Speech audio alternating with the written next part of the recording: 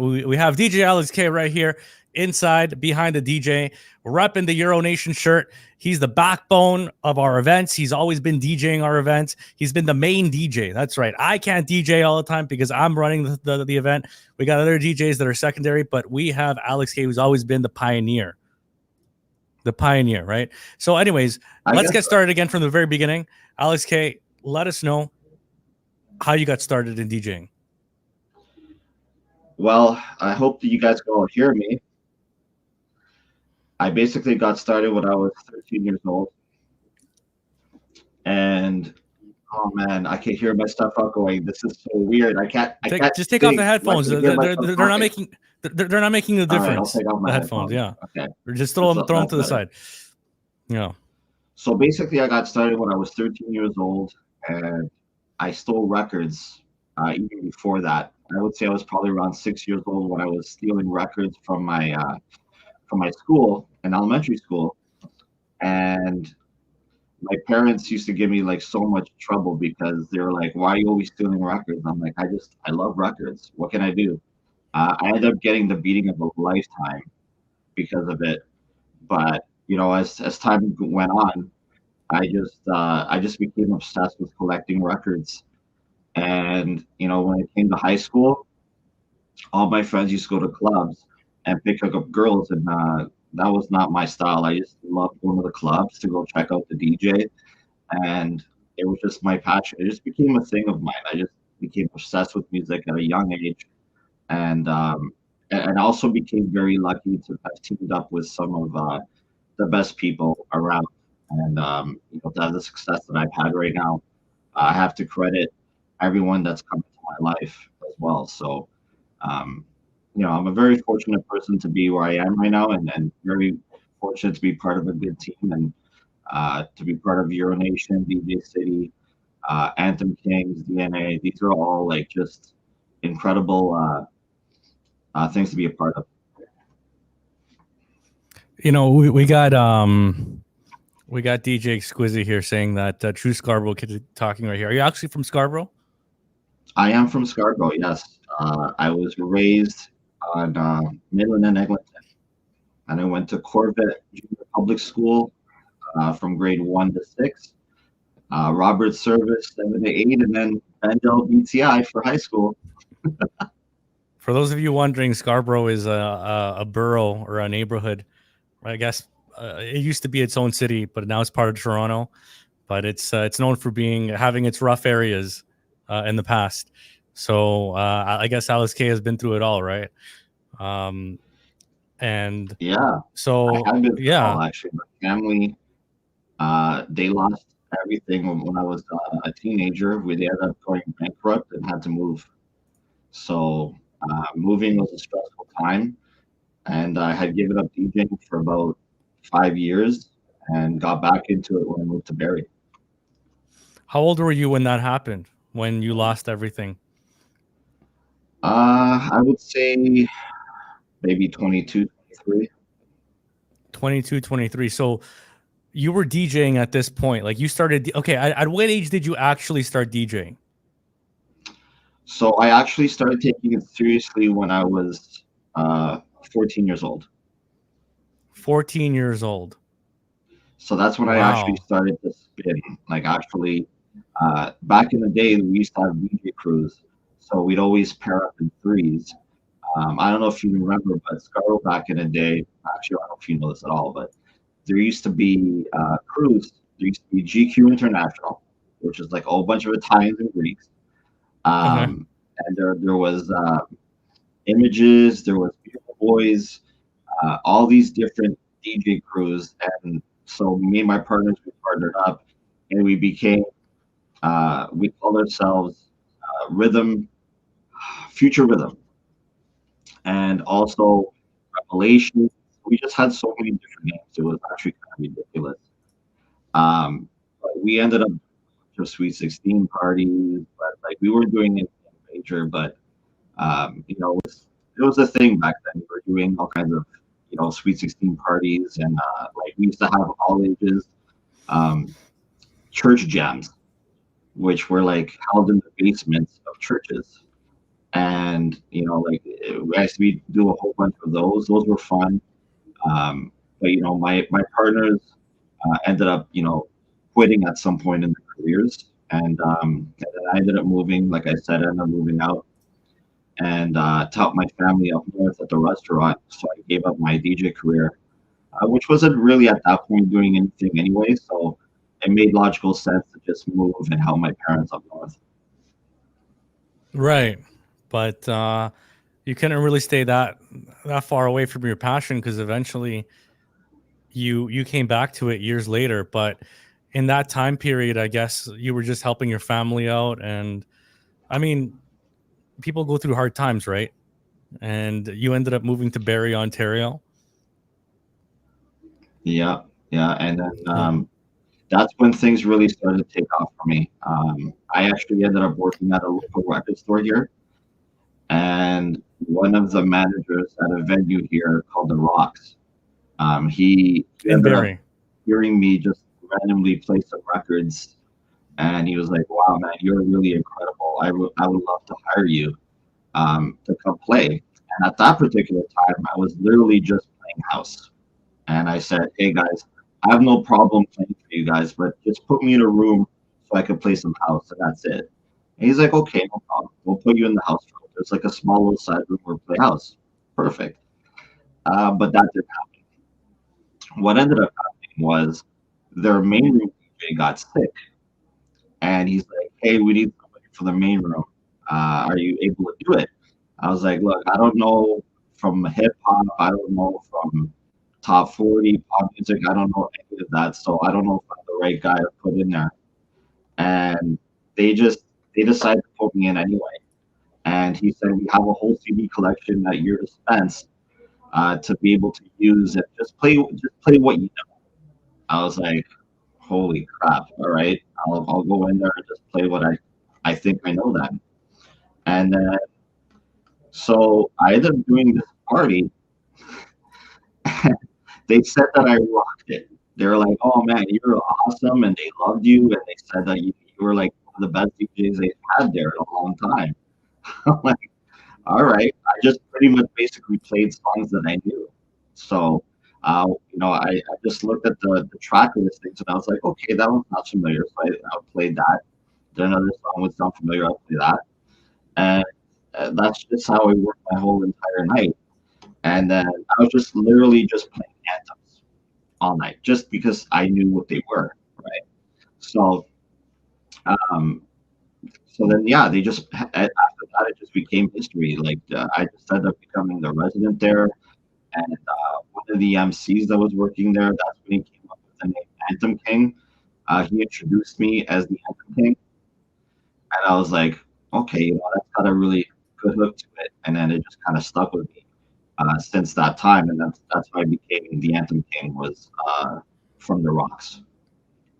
So just to give everyone context about Anthem Kings, they're known as a duo of producers that make a lot of, or they used to make, or they still make a lot of house music edits, electro bangers and stuff like that. I remember hearing a lot about that 10 or 12 years ago.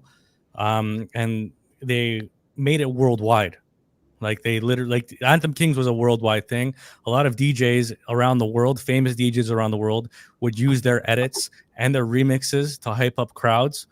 And so Alex is actually the original he's the original Anthem King, and he partnered up with somebody else and to create the Anthem Kings, right? Yeah. But initially Alex was the one who was the original guy there. So tell us a little bit about that, because you've actually reached international status with Anthem Kings.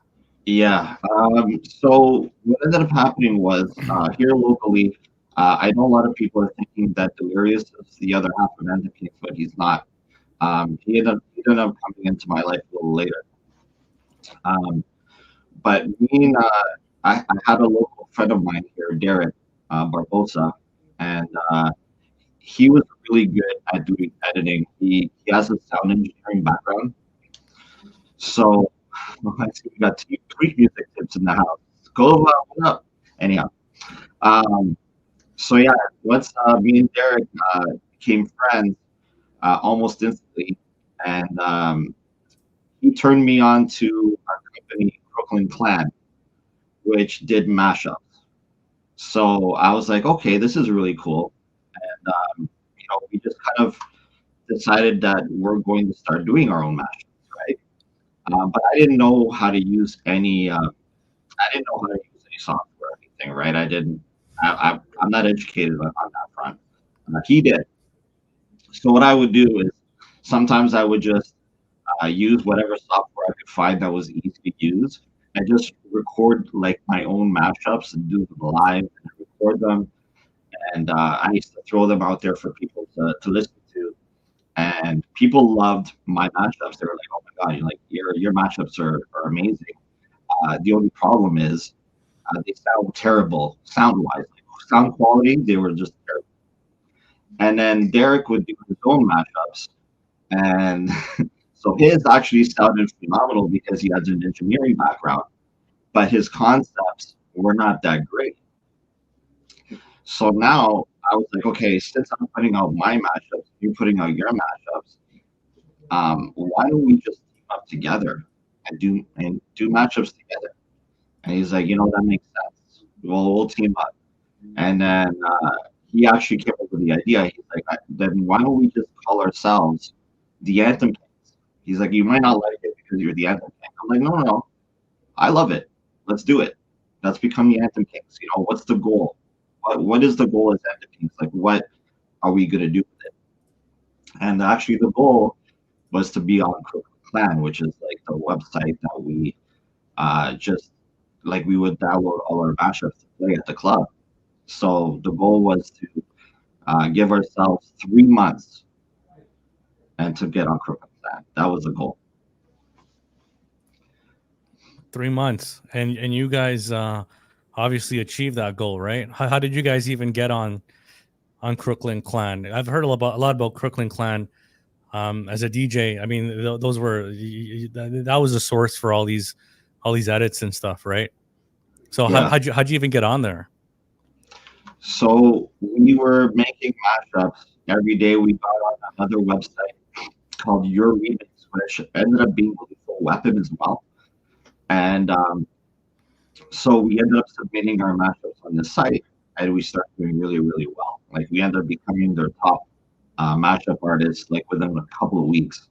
Just started making mashup after mashup and started getting a lot of attention.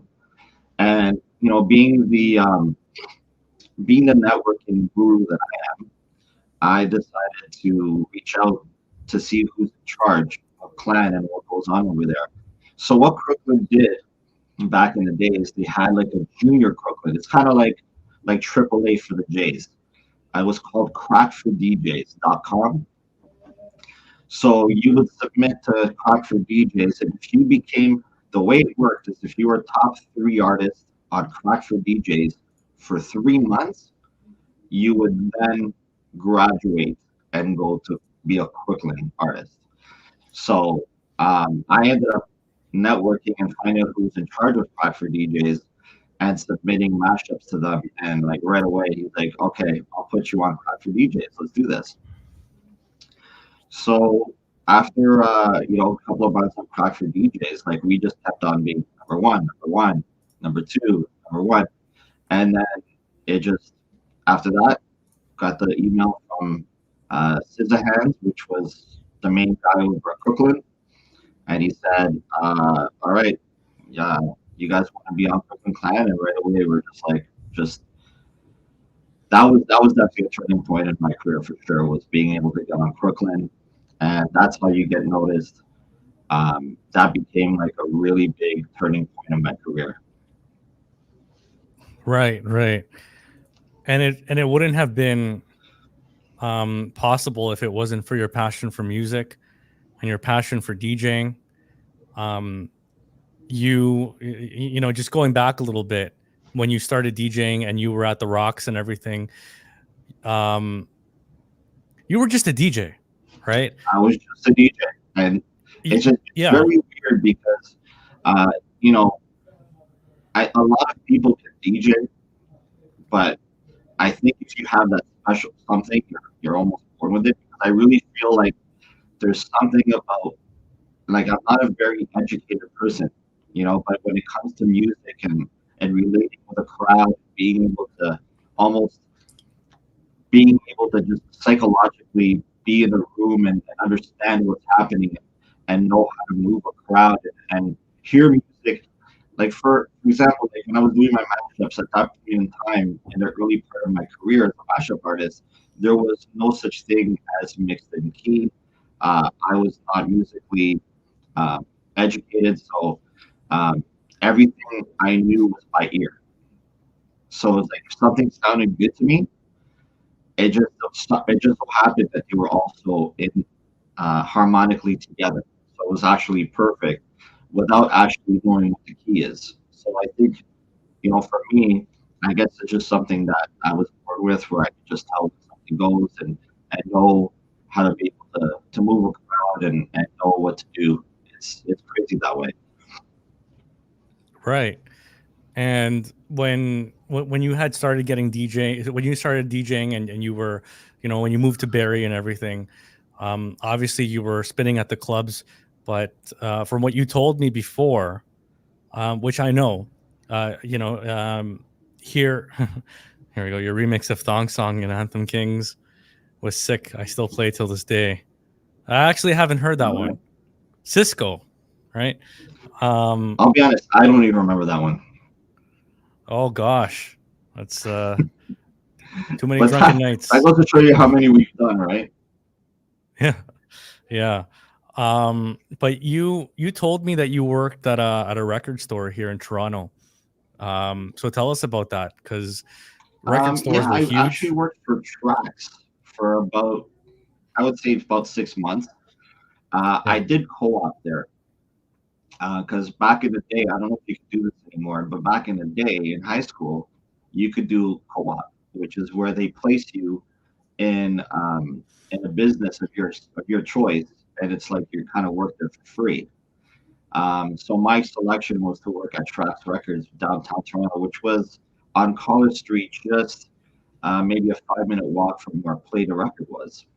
But I decided to go with Trax, and after that, after my co-op, they hired me for like a little while. But they ended up letting me go because me and MC Flipside uh, we're always fooling around instead of doing our jobs, and we always like playing records. And George, who was the owner at the time, didn't like that. He's like, I gotta let you go. Oh shit. Oh. Um, but obviously I mean you obviously gained experience there with I mean networking with other DJs. I'm sure I know a lot of other DJs work there that are huge or it's anonymous as well in Toronto, right? Yeah, Yeah. a lot of guys. Started from scratch was working there. Tim Patrick, Yeah. Peter Tyrone. Trying to think who else worked there. I think Peter the Greek Ivals worked there for a little while. Wow. I'm not sure who Yeah. else. Yeah. I mean Toronto's been huge with DJs and music and all that and but so you worked there for a few months and um how old were you when you first started when you did the whole Anthems King thing when you first started doing that? So I would say Anthem King started when I was 30 or 31 years old. I believe the Anthem King started. Um, yeah, we would work on Pro Tools back then, but that kind of graduated into Ableton. What ended up happening was when I met Delirious, he taught me how to use Ableton, and then that's when I actually started being able to produce myself and do edits myself under Anthem Kings. Was actually Delirious who taught me. Wow. Wow. And at this point you have been DJing for like many years. And Yeah, I was DJing for many years, but like I said, I I quit for about 4 or 5 years to help my family out. And yeah, when I came back as Anthem Kingz, and as the journey progressed with Crooklyn, we ended up getting an email from a management company. And after that management company had reached out to us, they made us a resume and they said, "Hey guys, we can get you tours everywhere." And at the beginning, I was like, "You gotta be pulling my leg," you know what I mean? Like, guess that when you initially get that email, you think it's a lie, you think it's spam. You don't believe that someone's actually going to give you a tour.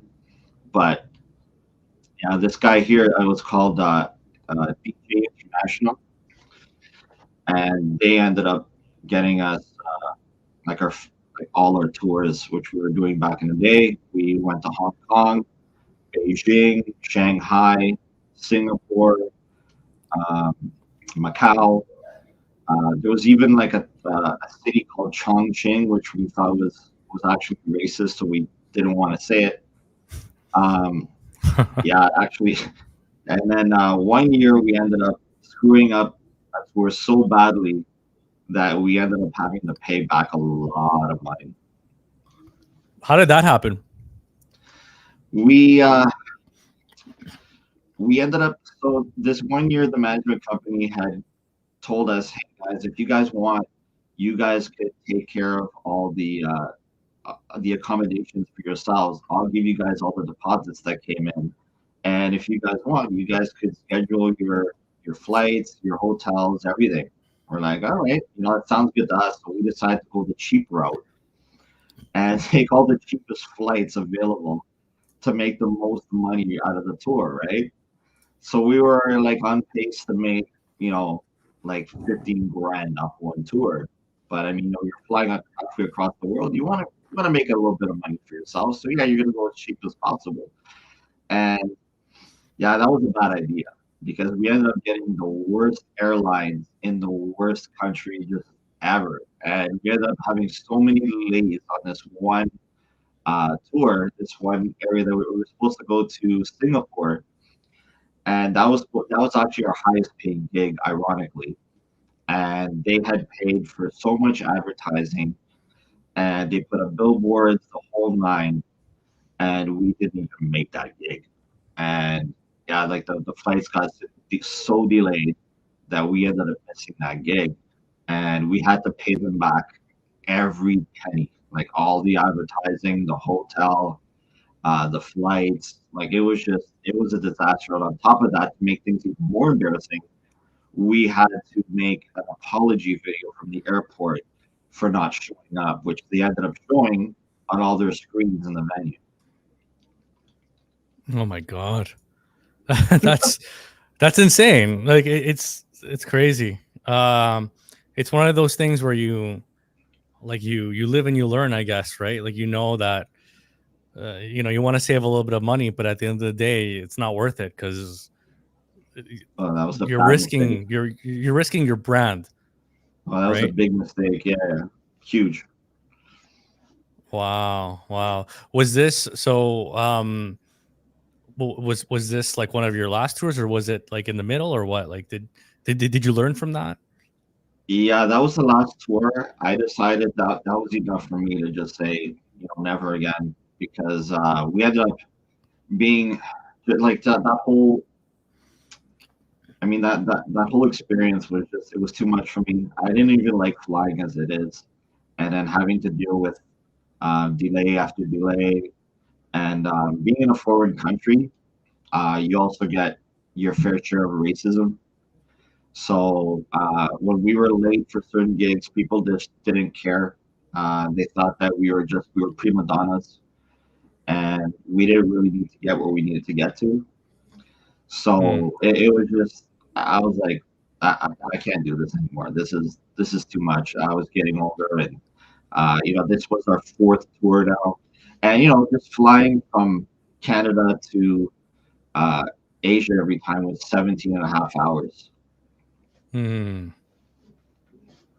Was that your first time in Asia? Yeah, yeah. That was the first time in Asia, and then yeah, there was four other tours that went along with it, and then after the fifth tour, I just said I don't want to do this anymore.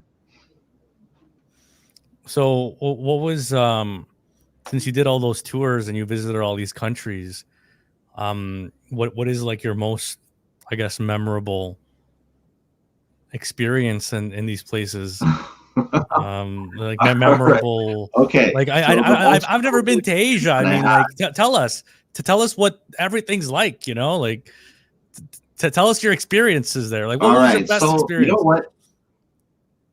The clubs out there were just so far advanced than they are here. I mean, like now I'm starting to see things in clubs that I saw in Asia 10 years ago.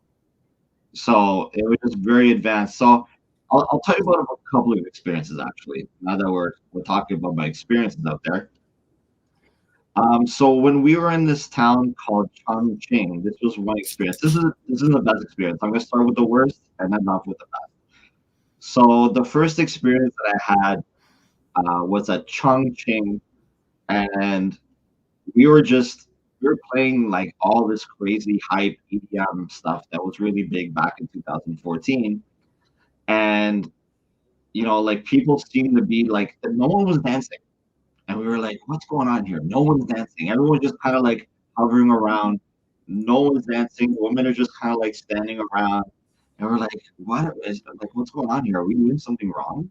The owner was like, oh man, you guys are killing it. This is a great vibe. You guys are destroying it. We're like, yeah, but no one's dancing. He's like, no, no, no. They're not allowed to dance here. I was like, what?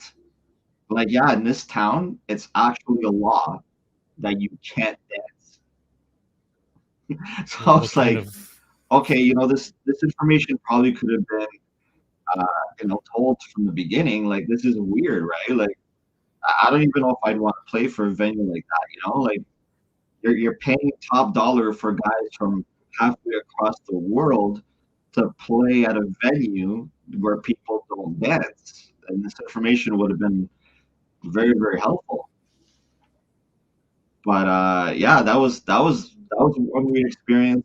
But I would say one of the craziest night was followed by the worst night. So I told you about what happened in Singapore and how we missed that gig. yeah. Now the night before that gig, we did a club called Mint in Shanghai, and now Mint is the mintest club, I would say, in Asia. Like the place is it's like the government, which back in the day would be like equivalent to like the rebel nowadays of Asia. So Okay. we did this club, and it was so insane. The place was bumping. It was on a rooftop on a tower. To actually get in the venue, there was a shark tank that you had to walk through. It was so like nothing I've ever seen before. So we Right. were just rocking this party and having like the best time. The owner was buying us drinks. We got really, really hammered. We had so much to drink that night. It was ridiculous. And right when we thought the night was over, they were like, okay, um, we're going to go to this after hours party called Hollywood. We're like, all right, Okay. let's do it. Let's go to the after hours. And so it was around 3 o'clock in the morning. Mind you, our flight to Singapore was supposed to be at 8 a.m. And we had Okay. hotels that they booked and we never even stayed at. These hotel rooms were about $500 a piece, and we never even stayed there. We ended up going to Hollywood around 3 a.m. Got really, really like even worse drunk than we already were, and like before you know it, it was like 7 a.m. Our flight was at 8 a.m. And we were like, Jesus, we got to get out of here. We ended up taking a cab to our hotel, grabbing our stuff, getting to the airport, only to find out that we are at the wrong airport. Oh my God, there were two. Oh man. So we ended up having to take a cab to the other airport, only to find out our flight was delayed anyhow. So it was just, we were hungover as all hell right now. Like it was ridiculous. Like to have this happen when you just had the best night of your life DJing, to now having the most disaster of a situation. It's I can't even describe to you the feelings at this point, and the hangoverness. Oh shit. Derek was puking everywhere. Like it was just a disaster, right? And then that's what ended up leading to, being late for the other club, and then we ended up having to record that apology. So Oh, it so led. yeah. We went from like the best night to the worst night simultaneously. So this was like like the beginning of the end basically for touring, Yes. right? And it all started off with hitting up the wrong airport, Yeah. right? And you must have been all hungover and That was the worst. damn. Oh man. And Damn. yeah, that apology video was just a disaster. Where was this again? Which airport? Like which city was this? That was in Singapore. Sorry, Shanghai. Shanghai. We missed the gig in Singapore, but we went to the wrong airport in Shanghai. Shanghai. How many airports does Shanghai even have? So there's two airports in Curious. Shanghai. That's right, they do. They have the Shanghai Hongqiao and the Pudong airport. Wow. That's pretty crazy. Now, they sent an email. I just didn't get it Oh, what do you mean they sent an email? because I didn't have data. Right? Oh, yeah. They sent an email to say that they switched airports. So I just Oh, they switched the right airport. Right. Oh man. This is terrible. That's what happens when you get a cheap flight. Right. Oh man. But so okay, so I mean at this point when you guys obviously this whole thing happened, how many tours were you in again? You were like four tours in? 4 tours. 4 tours in. And how many years have you guys been doing this for? So we were in, I would say we were at like about 7 or 8 years into Anthem Kings at that point. Ah, I see. That's pretty crazy. Actually, I just want to hold on. Actually, just to note, one of the venues that we did, the night before was Little John was there and he was performing. Really? Let's take a look here.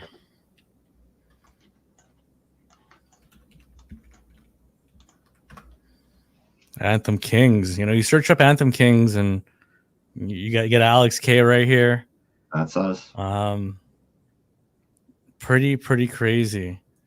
And if you actually look up, I don't know if there's any. Is there even any footage of? No, there's nothing from there. But you can look up Anthem Kings in Macau, which is like. So look up Macau. MACAU. Did you guys go gambling there? No, we didn't gamble. I wasn't a gambler at that point yet. But Not yet. That venue there, Club Cubic, was just insane. I can't even you know what? I actually still have like a video that I need to release of the footage from Macau because it was huge. I mean, I'm talking. Yeah, like that place probably had about 5,000 people in it. Situated within the city of dreams. Yeah, Club Cubic echoes the changes in Macau. Wow, man. That was our crazy last, to even see. That was our last gig. Was this the gig that you guys? The last successful gig or what? That was the last gig in Asia. Obviously, we went to Mexico this year, so that was our last Asia gig. Oh, I see. That's actually pretty crazy. Is that you right there? Yeah, that's actually right. That's inside Club Cubic. Look at that. Yeah, look at that. Look at that. Alex K. on the multiple wheels of steel, along with Boza over here. Yeah, yeah. How many people were at this club, man? I would say there's about 5,000. 5,000. Holy Yeah, crap. huge, like multiple levels. That's actually insane. I Yeah, can't so believe it, man. yeah, like I said, Lil Jon was the night before we were, and then they had Stevie Aoki there recently too. Like they've had some pretty big artists coming out of that club. Right, right. Wow. So, obviously after you finish touring, I mean, the end of tours for Anthem Kings, unfortunately, um, up until this year, because we still have to talk about Yep. that. Yeah. What what came after? I mean, you guys still continued to produce. Obviously, you just didn't want to tour anymore, right? Well, things started getting like that's when we're like, I don't know, things started really going downhill for Anthem Kings at that point. We ended up breaking up for a while. We did get a residency. Sorry, just after we got back from Asia, we ended up getting a residency at the government, and it was at the Sky Bar, which was just like incredible. Um, yeah, so like we ended up like, but then after, just shortly after we got the residency and things were going really really well. On a personal level, things were not going very well for me and Derek, and we ended up kind of, we ended up splitting up for a while, and that's when me and Delirious kind of, um, we clicked, and then we decided to team up together, and that's when we came up with Delirious K, which actually ended up being really, really successful too. So it's kind of crazy how like between the two brands like DNA and Anthem Kings that the level of success that we had is incredible. I mean, me and Delirious, we didn't get a chance to really tour internationally like Anthem Kings did, but we had our own level of success where we got mentioned on like TMZ. We had tracks with Pauly D. Um, I remember that. who else? Mr. Vegas. We ended up getting releases with Dua Lipa, Justin Bieber. Uh, it was just like, I don't know, just there was a different level of success. Whereas like Anthem Kings was more on the mashup side. Me and Delirious were doing our own production, right? Right, right, right. Um, yeah, that's crazy, crazy. And obviously, there's no animosity with Boza, the other guy from Anthem Kings, because I remember when we did our first event at the Elmo Combo back in August 2022. He was there, so you're still friends with him, and you guys still make music, right, till this day, or no? Yeah, yeah. So we were separate for like a little while, but we squared things off about 3 4 years ago, and things were good. Things ended up being a lot better for us. We fixed whatever beef we had together. It was more personal, nothing business. But we ended up just, we apologized to each other, like as men do, as men should. And like we just put the business to a head. Like we said, okay, like we have an opportunity now to do something else. Where we got um, acquired by DJ City, and that actually became like a whole other level for Anthem King. So Crooklyn Clan was great, but being on DJ City now really has changed the game. I mean, everyone is playing our mashups from like Tiesto to Diplo to Afrojack to Dylan Francis, just you name it. Like it really helped change the game for the Anthem Kings for sure. I mean, we're not touring TJs by any stretch of the imagination now. I mean, we did recently tour in Mexico, but yeah, like as far as mashups and remixes, we're still like there we go, that Bohemian Rhapsody there. I think every single DJ on planet Earth played our edit of Bohemian Rhapsody, and yeah, I just got so much recognition. Yeah, that was just nuts. Like I have so much footage. I have like Skrillex playing it. Just like it's insane. So if you're a DJ out there, and let's say you're just getting started, um, if you really want to get a crowd hyped up, the best thing to do is to acquire some Anthem King bootleg remixes, because they're actually pretty hype, and they're unique as well, right? Um, as you can see, they've done pretty much everything from 90s dance music to hip hop to everything in between, right? So, and you guys still continue to do this, right? You guys still release this stuff on DJ City or what? Oh yeah, yeah. We're still Look at releasing all stuff this. every week. We have a quota with DJ City. We have to meet every single month, and it's done Yeah. relatively easy. We used to go from doing 8 remixes a week with Crookly Plan to doing 8 remixes a month with DJ City, where they have a certain amount. They don't want us to do anymore. They want us to do any less. That's just what they see us doing every month, and that's what we have a contract. But now we had an exclusivity contract with them for 2 years, and now we're going to be branching out and opening our own Patreon and um, trying to acquire DJs on a private level with our own private edits.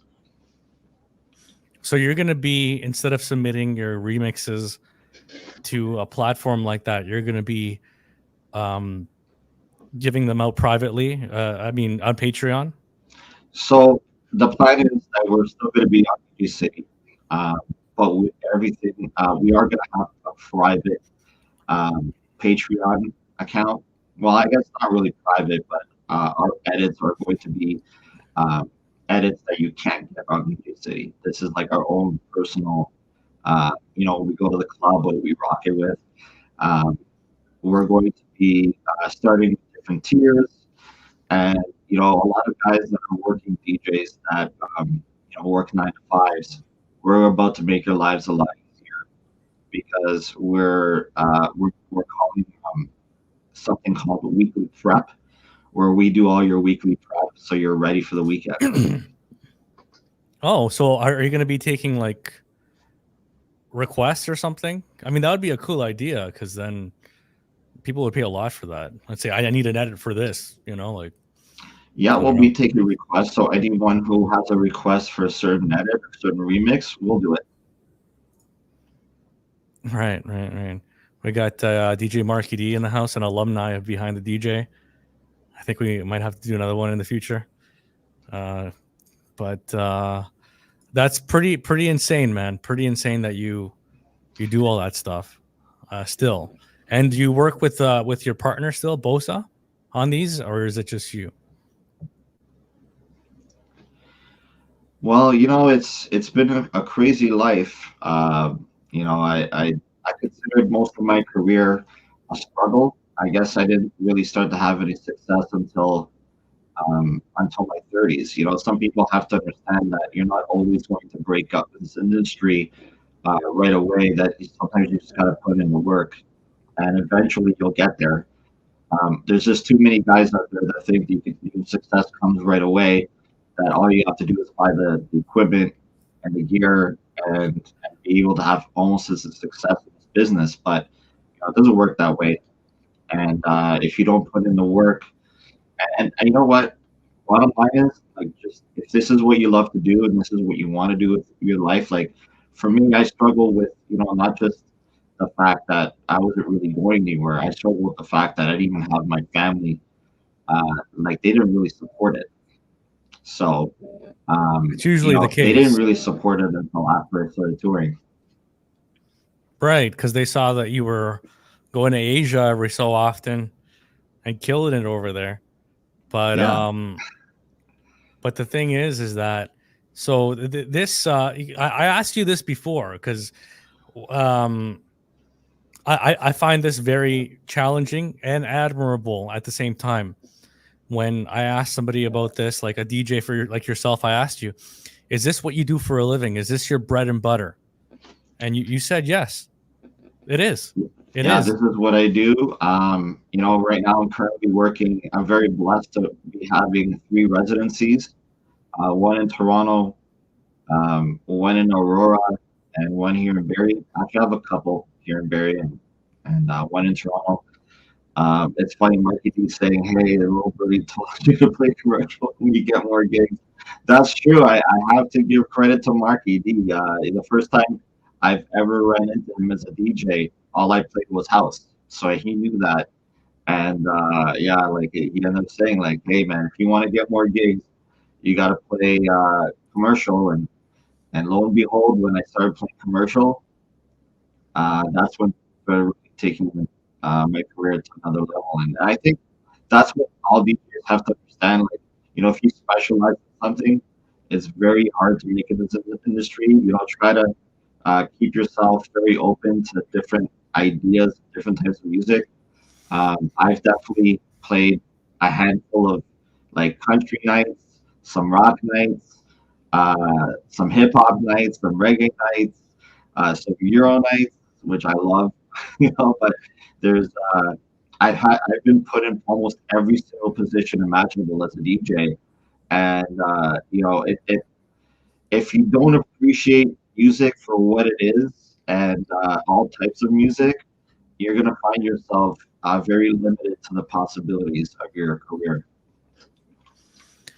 And the thing is that it's one thing to do house music great and succeed in that, but what you've managed to do is do everything else and succeed in that. Because if you haven't heard this guy's sets on Twitch, which you do what every Monday or Tuesday? Yeah, the Twitch thing, I mean, it was during COVID, it was great. I think it just kind of really helped because at that point I wasn't doing any gigs. So Twitch really helped pay the bills, so to speak. And now I'm just doing the shows on Tuesdays for the fun of it, just because I enjoy, uh, and I like it gives me the opportunity to kind of brush up on music that I really get to normally play. So like, I Yeah, love playing 80s, I love playing 70s, I even love playing 60s. I mean, I enjoy great. everything. When you get three residencies a week, one doing hip hop, R&B, and reggae, another one doing EDM, pop, and top 40, and another one doing like 80s and 90s. It really helps keep me balanced and not bored. So that's what I enjoy. Like I think I have extreme level of like I guess ADHD, and I constantly need to keep my mind stimulated with different types of music. I can't just stick to one genre. It just gets boring. I mean, even for myself as somebody who plays Euro every week, I always have to like switch it up sometimes and do an 80s pop up or something Yeah, I've because heard you. it's You're really good at doing the '80s stuff too. I mean, like I give you a lot of credit because you play a lot of stuff, especially on the Euro side of things, that I've never heard before. And I guess I just really haven't done the research. I stick mostly to the classics, and yeah. and hearing your stream and the things that you do, I'm just like, wow, like this guy's on the next level of Euro, and hence why you have Euro Nation. So, and the success of your business, and I'm actually really proud to be a part of it and helping out in any way that I can. I love Euro, but it's definitely just a part of my life, not my entire life. Yeah. But the times that I get to play it, I get to enjoy it. It really just brings the energy, and as long as you can play energy, like stuff that has the energy, you'll always love it. Yeah. If you, I'll tell you something. If you do a Euro show every week, you can't get away with playing the same stuff every week because then you get sick of it, and then the people get sick of it, and they're like, "Oh, this guy's like playing the same thing, right?" So that's why we got to keep switching it up, even if it's within the same genre, right? Exactly. Um, but for yourself, you have multiple nights a week that you DJ and you make a living for yourself for. You do Thursdays, I believe, here at Bar Karma. Yep. You do here in Toronto, actually downtown. You do Bar Karma. You Yeah. do what do you do? You do Alley. Is that on Saturdays Alley or on Fridays? Fridays. Um, Sometimes I do the Queen's Hotel on Saturdays. Sometimes it's Rusty's. Sometimes it's Oshak's. Um, those are the venues that I'm used to right now. Sometimes you do beach. Oh, What is that's it? The right, the beach beach bar in restaurant. Keswick. That's right. Yeah, that one's Yeah, good. I've been there, and it's I've been there when like just for dinner, and I was like sitting there thinking, I'm like, oh wait, this is where he DJs. Yeah, I'm like, oh, it's Nothing really crazy. crazy goes on there. It's more of like a favor. The owner there just wants to have a night where some of the locals can come and dance and have some fun. So I'll find myself going in there playing some 70s and 80s music videos, and they just, you know what, it doesn't get packed, but the people that are there just have a good time. Right. So now that I mean, you're still doing the music producing and all that, and you're still DJing and all that. What's really in your future? Like, what do you like? Do you have any aspirations to do? Is there a certain club that you want to DJ at? Is there a certain party? Um, do you want to collaborate with somebody? Like, what's on your horizons that you wish would happen? Right now, to be honest, I'm kind of like, it's gonna sound weird, and it probably won't happen, but Yeah. I'm working towards my retirement. I, Well, come on, I man. What do you mean retirement? well, Ladies and gentlemen, what is if this? if this Patreon becomes successful and I'm able to get a couple of records signed, like I said, I have a really good relationship right now with Tiesto. So hopefully me and Delirious can make like a really good song and submit it. These are dreams, right? These are, like I said, these might not happen, but I do have a lot on the go, music wise and business wise. There's another venue that's going to be opening here in Barrie, where I've been asked to be like a general manager, which I've done before. So that's something else, other than DJing, that I might take to add to the resume. So I don't know how often I'll be able to DJ when I start that position, which is set to start in February. So I might have to actually lose a couple of residencies and maybe just DJ once in a while and be more selective of where it is that I play. Sorry, did you say you're gonna be managing a club? Yes. Really? I've done that before. I used to be the general manager at this place called the Ranch up here. It's a country bar. So I was the general manager there for about 2 years. So I definitely have some management experience. Really? And that's actually but this it really doesn't have a lot to do with DJing. I mean, you're okay with that? I mean, in terms of music, I mean, Well, actually, the concept of it, I'll be able to be a manager and DJ as well. So the concept is pretty crazy. I'm not allowed to give any details at this present time. It's a surprise. But yeah, I'll be able to DJ still. It'll just be less. right. I guess that's what you were talking about when you said on your Facebook that you had an announcement, but it was the announcement before the announcement. You have a lot of announcements to make, eh? Yeah, that's one of the announcements. That's one of them. One of them.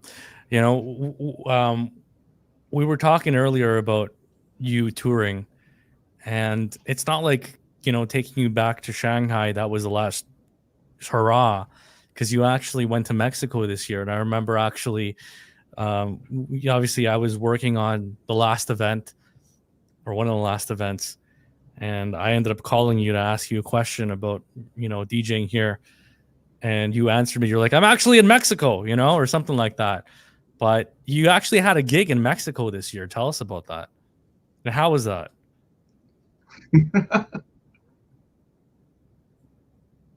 Yeah, Mexico was great actually. We ended up DJing at a club that's run by the cartel. which is crazy. And it's run by by one of the craziest, the Chapo cartel.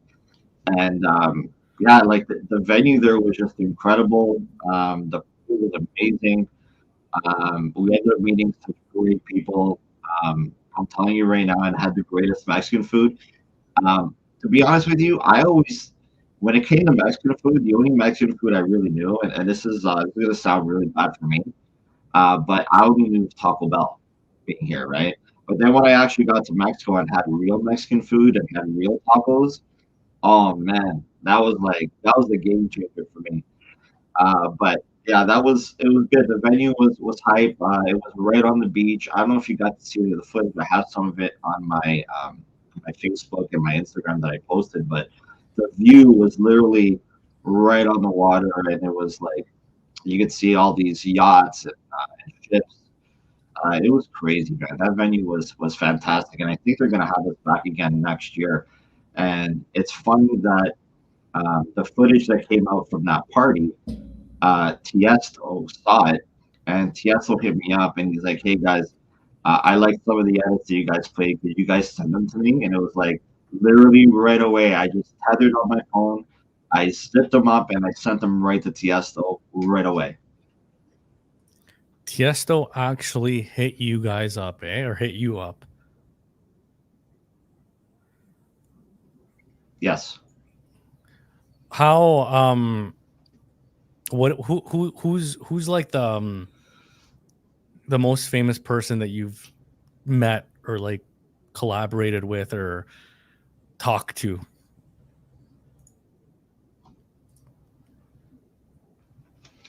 Okay, so I would say definitely as far as like meeting up with Paulie D was amazing. We went to Vegas and we met up with Paulie D there, and he took us to his penthouse suite and just had like the best time. I mean, the guy was very hospitable, nicest guy on the planet. I'm telling you right now, just incredible. Uh, as far as meeting, that was I would say the the most famous person we got to meet and work with. But as far as I guess the most famous person that we've worked with, I guess right now would be Dua Lipa. Even though we never met her, working on her first single with Sean Paul, that would have been, I guess, to date the biggest thing if it's not Justin Bieber. But one of those two would have to be the biggest artist that we've worked with. You worked with Dua Lipa. You haven't met her, but you've worked with her. You've met Pauly D. You've been to his penthouse suite in Vegas. Um, Actually, what was that like? Like meeting Pauly D? Yeah.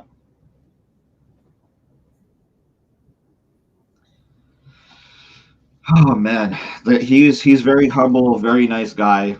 Um, he showed us a good time. He made sure that like he wanted to make sure that we were taken care of. He made it, and he's like, hey, these are my guys. Make sure you take care of my guys. And we went to Planet Rock, or sorry, not Planet Rock. I'm gonna take a freestyle. We went to the Hard Rock Hotel, and yeah, I just had so much fun there, man. Like I'm telling you, like Paulie definitely knows how to party. And then when he came down to Toronto, he just like every time he comes to Toronto, he hits me up and he's like, "Hey, man, like my guy, where are you? What's going on? What's the plan this weekend?" So he always wants to do something when he's in town, which is like incredible. It means that his friendship is genuine, and he wasn't just out to make a song with us. And the fact that he mentioned us on TMZ just really shows his character, because I think most famous people probably wouldn't even care. They probably take all the credit and not even bother to give you any at all. Yeah, yeah. Um, just to show you a little bit of context here, we actually have Alex K's Instagram open. There's no sound because we need voice meter for that apparently, but we have here Pauly D actually on TMZ, mentioning the Anthem Kings. 8 years ago, we produced a song with DJ Pauly D and got mentioned on No, TMZ. it's me and Delirious. Oh, is it you and Delirious? Okay, never mind. I'm sorry. It was Yeah. It was Delirious and Alex K. Poly D, No Tomorrow. Yeah. Wow, that is insane. Yeah. Absolutely insane. And obviously you can see here some footage from our last event. Did you have fun?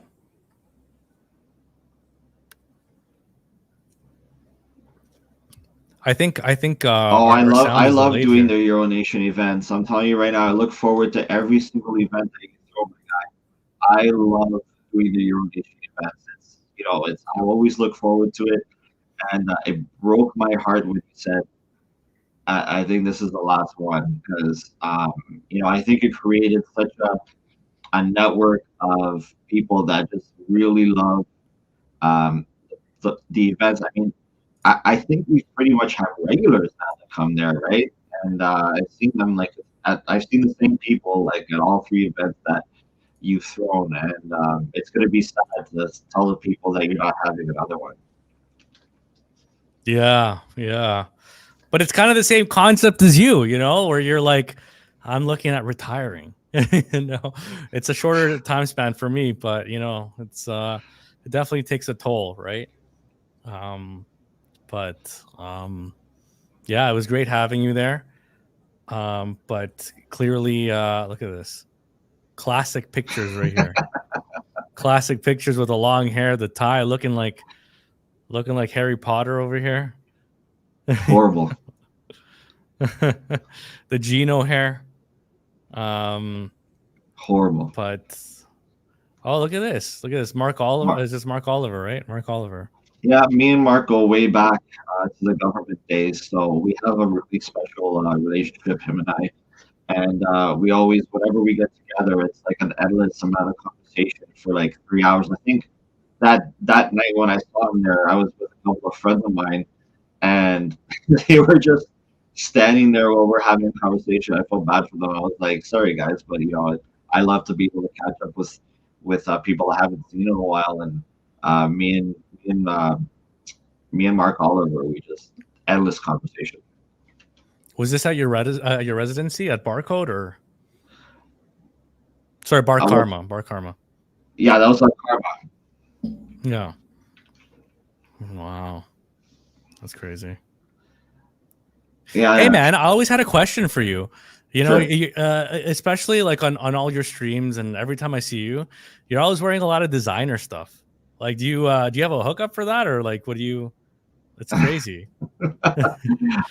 You're wearing all the designer stuff. It's great. Diesel, Etudes. My hookup is Marshalls. Marshalls? Dude, I go to Marshalls. I find crap. You must maybe the Barry Marshalls has the good stuff. I don't know. Yeah, you know what? I 90% of my clothes I get from Marshalls. I'm telling you right now. So maybe you're at the wrong one. Wow. Oh, that was Mexico right there. If you scroll down, there you go. So left. Where? Green shirt. Right here. Is this one or? Well, that one's in Mexico too, but no, look at this one.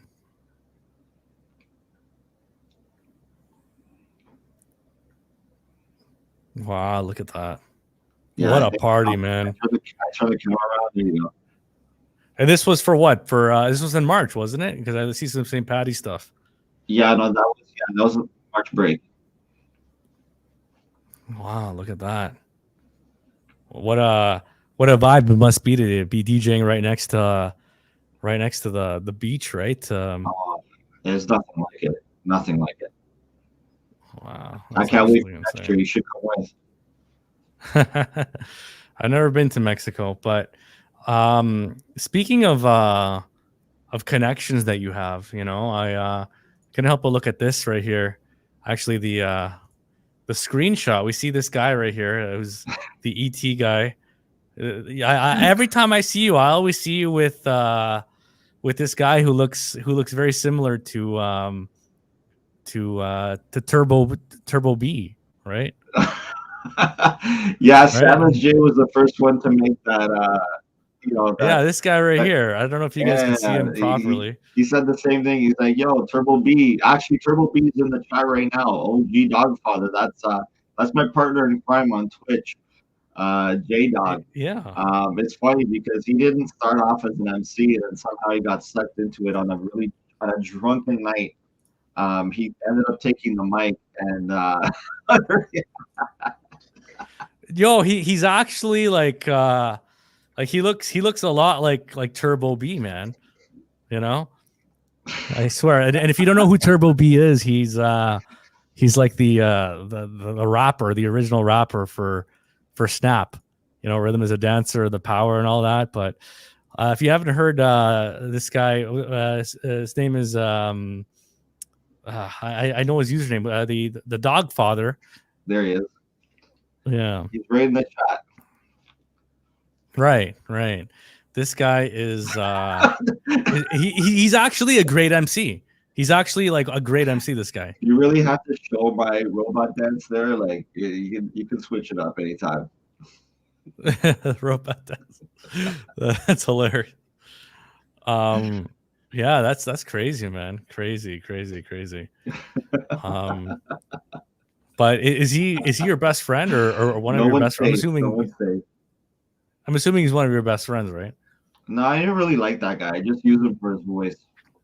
Oh, that's it, eh? Yeah. I always see him every time I popped into Bar Karma. Every time I popped into Bar Karma, I see him chilling there, actually, the playing his Pokemon Go. He's definitely one of my best friends, and you know, whenever I'm at the club, he's always there. He's kind of like my wingman, so to speak, and he actually introduces himself to everyone as my security. It's funny. And no one actually messes with me in the DJ booth. Like no one gets past him. It's a true story. Like that's what he does. No one gets past him. No one can come to say hi to me. No one can make any requests unless they get through him first. He seems like it. He's very he can look very nice, but also very menacing at the same time, you know. But tell us about he's a menace. Yeah. One of your recent tracks that you created was what was that? I forgot what it's called. It was like that the Island song here. It was big in Toronto. It was played on Z103. Oh, Seaview. Seaside? Seaview. There we go. Seaview. Yeah, that was big. Tell us about that. That was a pretty big hit locally, right? If you yeah. Tell us about that. Yeah, that was played on Z103. How that came together was we decided that we were going to make a beat on the softer side of dance music. We actually made that beat, I would say about 4 years ago. And we just kind of dismissed it. We just said, you know, this beat's kind of like, we wanted to do something softer because everything we've done up until that point was very hard, more for the clubs. And we're like, okay, let's just do something that's a little bit softer and see if we could make something on the radio. That was the point. Like, if you make something hard, the radio usually doesn't like that. So they want something, you know, we've submitted to the radio countless times, maybe about like 7-8 times that we've submitted to them. And they were like, guys, you know, we can't play this. It's too hard. It's not really radio friendly. And we gave a whole bunch of beats to Trinity, Chris, and Armando. And Armando really loved that beat. And he literally came to us with a freestyle that he did over that beat. And I was just hooked. Like, I showed it to my girlfriend, Andrea, and she was just like, I really love this song. This is the song. Like, you guys got to do something. This is the one. So we were like, okay, let's add another element to the song. And then we added Trinity Chris, who we knew very well. And we've had him on a couple of other songs. And he loved the idea. He killed it too on the song. And it just it came together really quick. That's one thing you guys have to know is when something comes together really fast, it's always a good idea. When something takes a long time and you have to pretty much like pull teeth to get it done, chances are it's not good. You got to follow your gut, and you got to follow. If something is happening organically, then that is something that's going to be successful. Because that's with everything, with relationships, with friendships. If everything is organic and it's not forced, then you know it's going to be successful. So I guess it's the same thing with producing and music. Yeah. And here's the thing about that record. It was very successful as a reggae record. It was the number one reggae song in Canada. I'm not really sure if it could classify as reggae, but it did because I can't really see any other genre that it would fall under. I mean, I don't think there was a tropical genre available out there for award purposes. But as reggae, it was really the number one song in Canada, and somehow we totally got snuffed at the Juno Awards. We didn't even get nominated, and the song was just everywhere. We had like the song that won the award, the Juno Award, didn't have nearly like wasn't even close to the amount of streams and just the success that CU had. It was not even on that level, like even close. So I'm not sure how that works. I think that's actually politics. Probably. I mean, these award shows, a lot of them have, that's what they've become, right? And it's, you think back in the day and back in the Junos, back in the late 90s or whatever, the early 2000s, the Much Music Video Awards, I think they were more based on talent. But that's another story, right? Yeah. What's No Exquisite saying I believe CU did get a Juno. No. Is it? No, that. No. Yeah. Wow. So when you were starting to become a DJ and everything early on or during your career, who's been like somebody or what's been something that you've looked up to and that you're like, okay, this is what I want to be like, or an inspiration, whether it be another DJ or an artist or whatever it may be?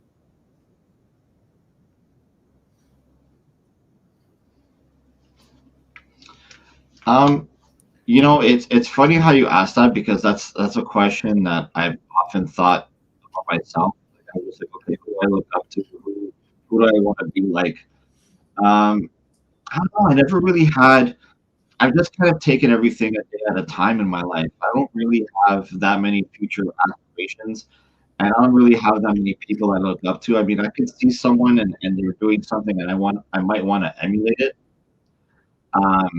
But as far as like heroes and people that I really, like I could be at a club one night and hear a DJ killing and be like, I want to do what that guy's doing. And that'll be my inspiration for the next week to try to do what he just did. But I don't know, like I guess, I don't really know what the end game is. I want to be as successful as I possibly can and just kind of have, you know, a good life. I don't really know if I want to be. I've never been one of the people that want to have the fame and fortune like a lot of other people do. Um, I have to find myself to be one of these people that just goes through life and I want to be under the radar. I don't really want to be on the radar kind of thing. So it's weird. I know a lot of people are probably like, well, the success that you have, like you have to be on the radar to be able to get that kind of success.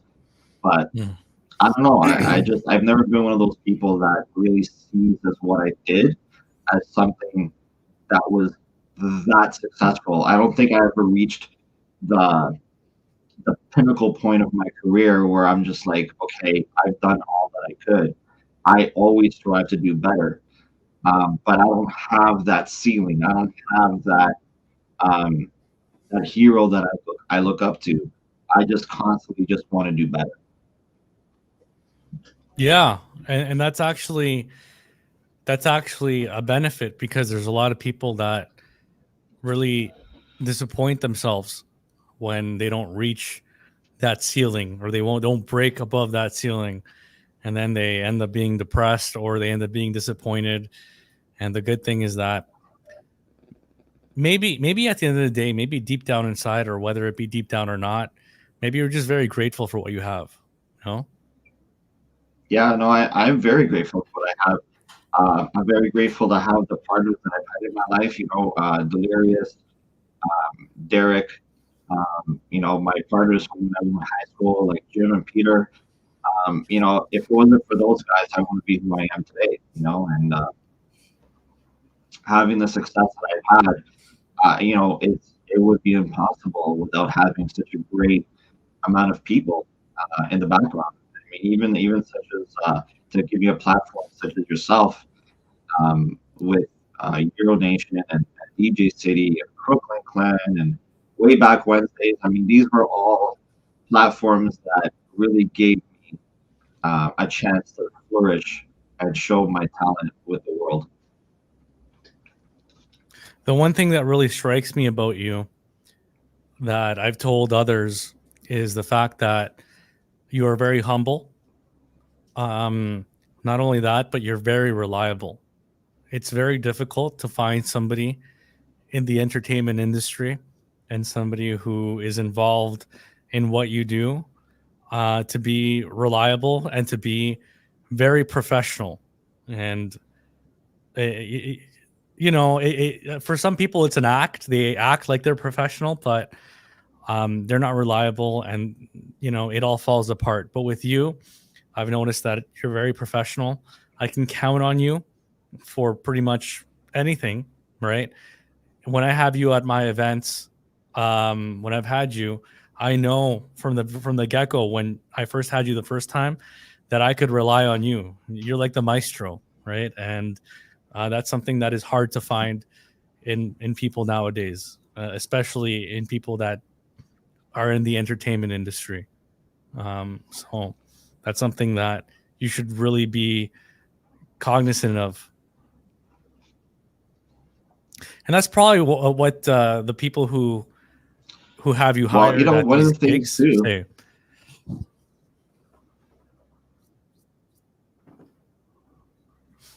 I think it's delayed. Sorry, repeat that. I cut you off because I thought it was done. Sorry. What No was the last worries. thing you said? No. I said that's something you should be cognizant of, the fact that you're very reliable and professional.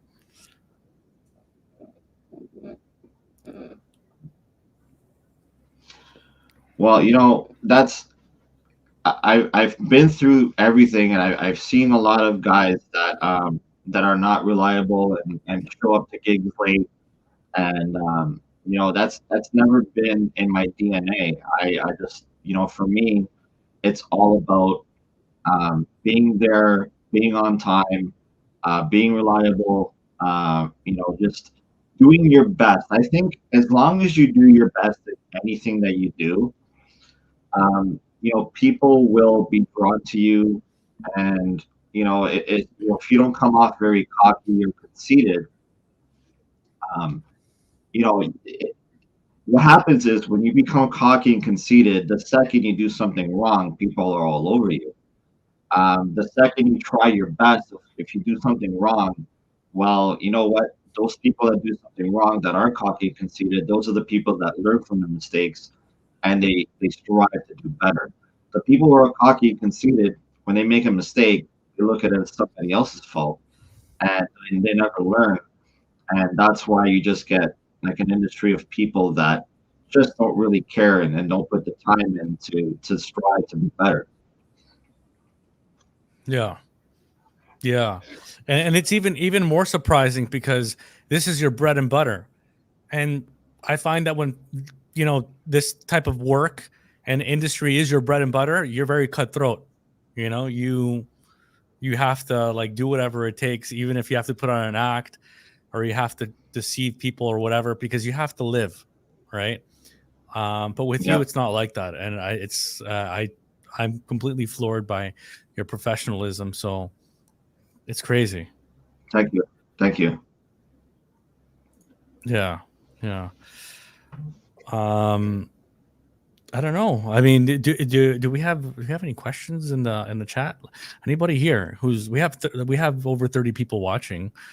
If you have any questions for DJ Alex K, and in terms of yourself, Alex, do you okay, we have All right, we Samus got a has a question from question. Samus. And let's see what the question is going to be, because it better be good, because this is the next candidate for the interviews. Oh, he's so handsome. You know, uh, I really have to give a lot of credit to Samus, as far as like streaming is concerned.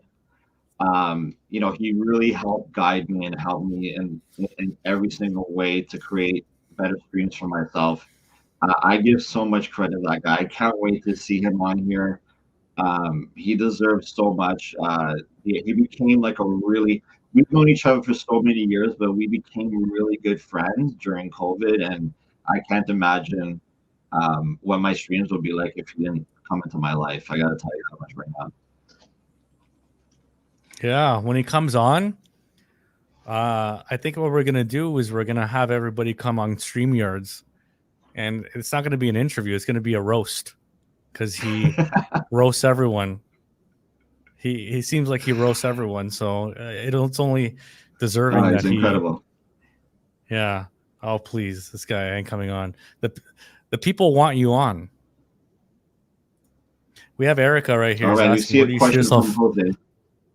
Oh, first we'll do Erica. Where do you see yourself in 5 years? Okay. In 5 years, see, that's another thing. Like I was touching up earlier, where I really don't have my future planned that far. For me, it's about just taking things day by day, and especially in such a crazy life that we're living in right now. I'm not even sure if you can make any decisions about what's going to happen tomorrow. So you know, for me, it's just about living day to day. Like, do I want to be successful? Well, yeah, I still want to be. I want to be more successful as I am today, 5 years from now. You know what I mean? Like, it's just all about being, you know, achieving greatness and just keep going until you can't do it anymore. And you know, I'm gonna keep doing this, and I'm gonna keep doing what I love until I can't anymore. As far as where I see myself in 5 years, um, I don't know. I'm gonna take it day to day. Speaking of 5 years, going back 3 years was the beginning of the pandemic, right? And as somebody who does this on a regular basis, who does DJing and relies on that to live and survive, how did that go for you? To have to do the switch, I guess, to Twitch, but I mean, how did you even go about all that? Was it challenging? Well, the good thing for me is that I was still a mashup artist during COVID, so I was still employed by DJ City as well as doing the Twitch stuff. The Twitch was great. We had a great community of people that contributed to, um, you know, our weekly shows and gave a lot of tips, a lot of support. I think people really knew what was going on, and you know, my heart goes out to everybody. There's a lot of like EDM who's in the chat on Twitch. There, she's one of the people that really helped. DJ Skinner. You know, there's a lot of people that really kind of band together and made sure that the channel was a success and made a and you know um, what I was able to pay my rent and be able to make do with what I had, you know, for those 3 years. Had moderate success on Twitch, and yeah, like and got noticed by a company called Euronation, which was not too shabby as well. I got to do some shows on there, and like it was great. Like it was definitely a highlight of my life for sure. Like I was able to turn a negative into a positive, as I think all DJs were at that time. Right, right. We have DJ Jose G asking, what is the state of modern DJ mashups? So I would say right now, the state is um, it's not what it used to be. Mashups back when I first started was about doing a lot of hype intros, like getting the crowd hype with like vocals from like either Fat Man, Super Lil Jon, to do some like really hype mashups. Nowadays, I would say it's more about just doing stuff that uh, doing music that's in key and having multiple songs formed together to make it sound like one harmonious track and giving as much energy to a song as possible. So what I like to do is I like to take an old song and make it sound as modern as I possibly can. Um, and give it that energy. There's a lot of songs out there that are actually they're not playable. They're just out there on the radio. And my job as a mashup artist is to give it as much energy as possible. So when you play it in the club, people are like, "Oh wow, I didn't even hear that song. I didn't even think you could play that song in the club." But that's what you have to do. Right. Yeah. For the masses, we have not sure not sure if it's gonna happen. We have another question here by Samus. Would you ever consider the ghost producing market, as it is more versatile in relation to customers?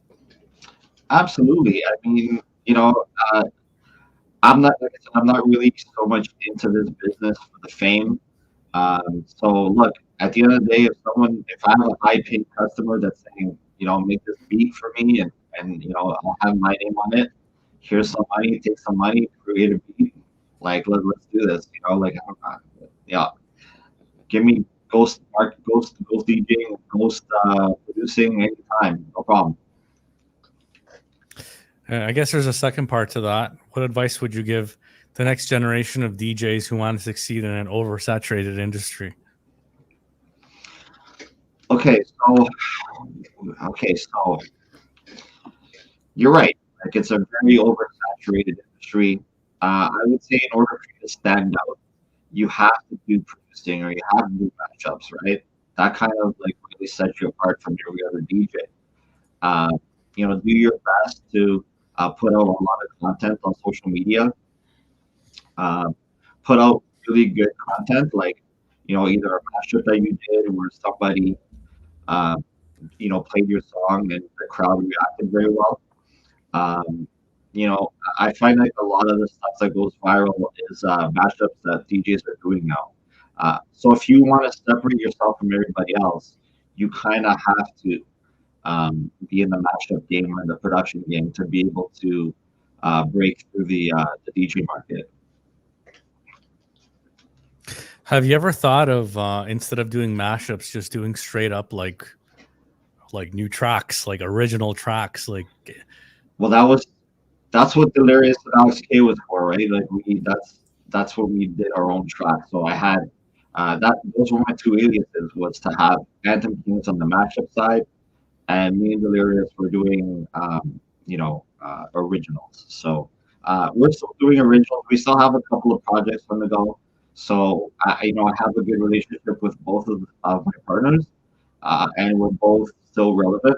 So whenever I want to do a mashup, I know it's going to be Anthem Kingz. So whenever I feel like doing something original, that's being Delirious. And there's no conflict of interest there.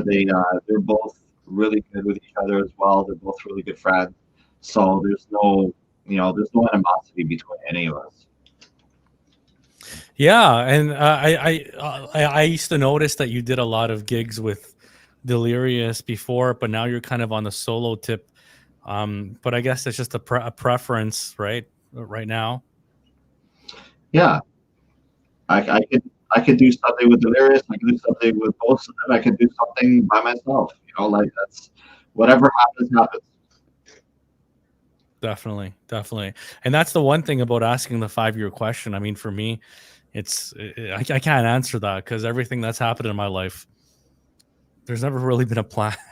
As messed up as that sounds, right? Because I mean, it's good to have goals. You have to have goals, right? Absolutely. But it never really goes to plan, So no, you just gotta go with it. The state of the world right now, how can you have any kind of plan? Yeah, whatever happens. We got DJ Mike Harding in the house. This guy with the hats. What up, Mike? And Mike Harding. But yeah, it's fantastic.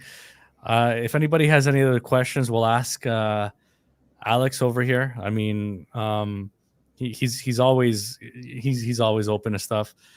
Right there, they just said 5-year plans always change on the go, anyways. Yeah, it's true. Yeah. You know, Sam is here. He really hates freestyle music. He absolutely does. It really leads me to like a question to ask you, Right. because even if you're an open format DJ, it's not like you're a fan or a huge fan of all these formats. So if somebody were to ask you what your favorite genre is, what would you say? I've always had a deep love for house. Obviously, since you know, that's where you started, right? It does something to my soul. It can lift me out of the dark. It just does something to you sometimes. Like, if the right song could definitely lift you up in the right way. Yeah. Obviously, are you more into classic house or progressive house, or are you into like the tech house or what? You know what? That's the thing. I'm into every style of house. Just if it's got soul in it, I don't care what kind of house it is. If it's got a rhythm that just moves me, and if you emotionally connect with me, I don't care what kind of what subgenre of house it is. I love it all. I love tech house. Classic house, I would say, would be my all-time favorite, just because I think just the amount of thought and soul that went into those records back in the day is unmatchable. Because I think nowadays people just don't put that same kind of energy into their music and thought and soul into it. Right. Definitely. I mean, nowadays it's so simple, right? Like, now it's just, they just put something together, slap something together, like little bits and pieces, and they make a song. Where it's like back in the day, it had to be really thought out really well to make it. Yeah, for sure. Yeah, I mean, this has been really great. I mean, is there anything that you want to tell us about yourself that maybe not a lot of people know, or anything like that? I don't know. I think we've covered just about everything. I mean, we've covered everything from the beginning, how it all got started. My tours, everything that went on. The gig you're at now. What's the best part? Okay. I think for me, I've just been blessed these days to play for really big crowds. I think everyone has struggled at some point in their DJ career where they play for nobody. But that's the thing too. Like, you've been there on my Thursday nights where, like, I have nobody, and then Saturdays and Fridays are just packed, like, just unbelievable crowds, and they're very, very responsive. Everyone that I play for on Fridays at Alley is between the ages of 19 to like 23. And then on Saturdays, it's like, 30 to 45. Like, it's just like it's all over the map. And I really enjoy playing different genres, different styles, and being able to I'm just a very blessed DJ, and I know that. I'm very, very blessed. Yeah, for sure. And the fact that you're living in Barrie, for anybody who doesn't know, who's not from Canada, Barrie is about, what is it, 65 to 70, I think it's like 70 kilometers north of Toronto. Yeah. And it's a very small city. Do you find it challenging to do what you do, or in Barrie? I know you have your gigs, but or do you find it challenging that maybe that drive here, or maybe you'd have more gigs if you were from Toronto? That brings me to a small story. Yeah. So I do believe that living in Canada has definitely limited me to certain things. There's other artists that Anthem Kings are comparable to um, that are touring all places in the U.S. I had an opportunity to sign with uh, a management team in New York. I actually went there. I had the meeting. Everything was ready to go. They actually were going to set me up in a residence. Uh, it was crazy. We met with Lady Gaga's producer. We were going to ghost produce for Lady Gaga. Everything was ready to go. I just had to sign the dotted line. Um, but I realized at that point that I'd be away from my family for a really long time, and I just couldn't take that plunge. I felt like I really screwed up, but I mean, everything happens for a reason, right? Wow, that's crazy, man. You're like, you should, you're like a Barry Staple then, you know? It's like, for, you know, it's like you appreciate the city and the city should appreciate you. And I'm sure it does, obviously, since you have these gigs there, you have Ali and, you know, all that. Barrie is Canada's 35th largest city. That just goes to show how vast Canada is with nothing in the middle. You know, No, and that's the thing, right? I mean, if you live in the U.S., you're able to tour different cities and do different gigs. When you're in Canada, you're actually limited. You know, there's not very many places that you can tour in Canada and do gigs. I always thought that. I'm like, you know what? Why it's just why is Canada so vast and empty? You go to the U.S. You can drive like a couple of hours. You're in a brand new city, and the city's not small. You Yeah. know, so it just goes to show the difference in countries, but also how limited things are here, right? But at the same time, there's a certain charm to it, you know, because being from Canada and everything, it's nice. Yeah, but if you ever notice, a lot of the biggest artists that end up having to move out of Canada just because this industry that we're in does have its limits, Hmm. especially in the music Yeah. industry. Not too much for us here.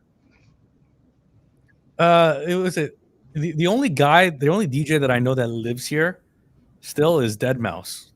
Am I? He still lives here, right? Yeah, I think he still does. Yeah, he does. He's one of the only um, a lot of the Canadian DJs that I know that became really successful ended up moving to Vegas. A lot of Canadian DJs guys like they moved there and they're having the best time out there. Because in Vegas, Definitely. there's like you could do 3 gigs in one day. That's how many parties they got in Vegas. Like even during the week, during the day, there's just so much. There's so many opportunities for you out there. Yeah, yeah, for sure, for sure. Wow, cool. Well, if anybody has any more questions, we'll ask Alex K. Um, Dress K in the house. You're gonna Yeah, interview him in like 10 years.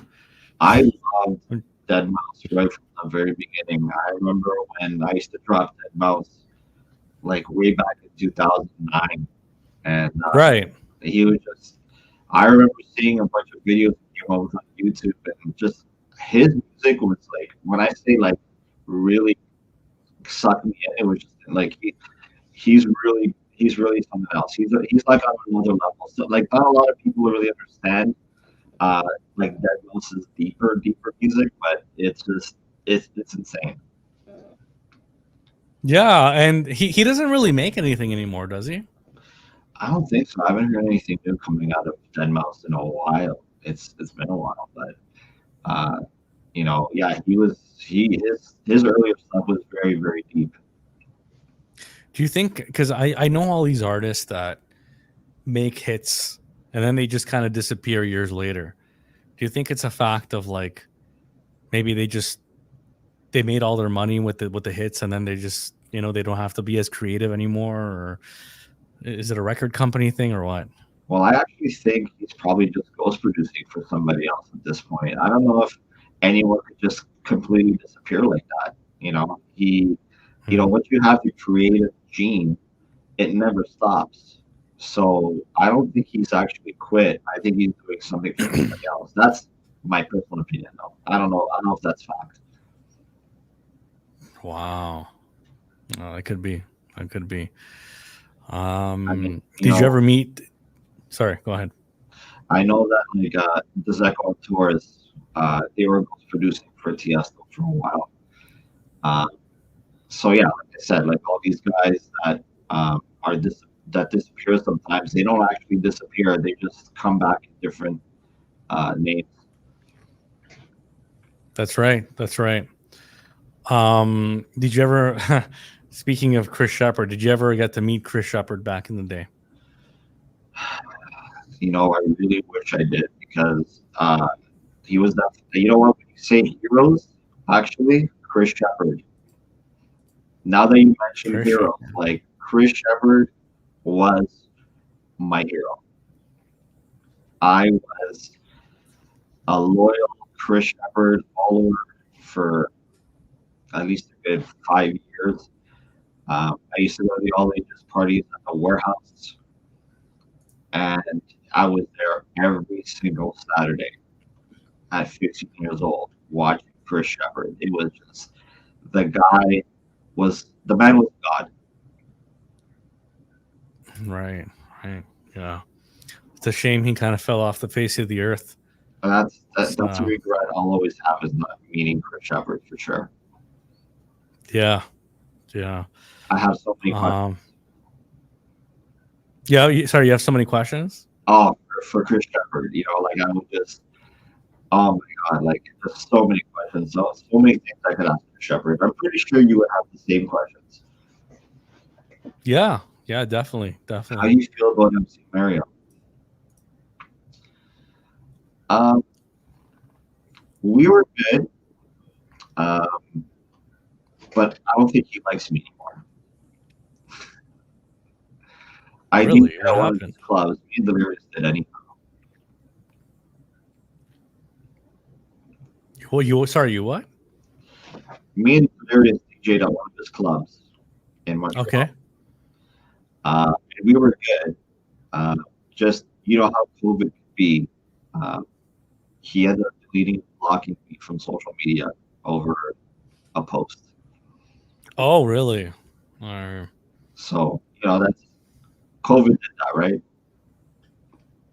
yeah. Yeah. Yeah. Yeah. Yeah. It's differing opinions and all that. But I mean, that guy's been a guy that's been around forever. I mean, he's obviously he was much bigger in Montreal and Quebec and all that. But Yeah, he's a legend in Montreal, and I'll never say anything negative about him. I mean, like his opinion about the COVID restrictions are his opinions. And right, I've never had problems with people, as far as opinions are concerned. But obviously, some people uh, don't like it when your opinion doesn't coincide with theirs. definitely, definitely. Wow. Um. So I'm just gonna show everybody where they can find you. Um, which is right here on your Instagram, right? Which I'm so Alex shocked that you don't FMK. have that username. To be honest, I'm sorry. I'm really shocked to be allowed to have that username. Yeah, I'm actually really shocked too. I'm assuming you got it really early on, and maybe whatever they didn't catch on to it. Yeah, But it started from one of the nights I was DJing at a club, and they wrote that on the envelope, and I was like, you know what? There's another Alex K in Australia, so I might as well be Alex Afro K. yeah, yeah. What's your favorite? Okay, how about this? What is your favorite club in Toronto that you've been to or DJ'd at of all time? And what is your favorite club, or what is what is your favorite club now that is popping now that you've been to or DJ'd at? Okay, so my favorite club now that I DJed at, I would say, uh, well, now my current residency is Ali, and I totally love it. Ali is just, it's always the same. People there just have a great time. Uh, I feed off of their energy. Uh, they love everything that I do. Every time I surprise them with something really, really dumb, they love it for some reason, and they seem to really react to songs that I just randomly pick. And it just seems like the more random I get, the more responsive they get, which is like unheard of, right? So it's almost like that crowd was built for me. So I love that. Hmm. Uh, my favorite club of all time that I've ever DJed at was the government. Um, I still miss it till this day. Definitely the best residency I ever had.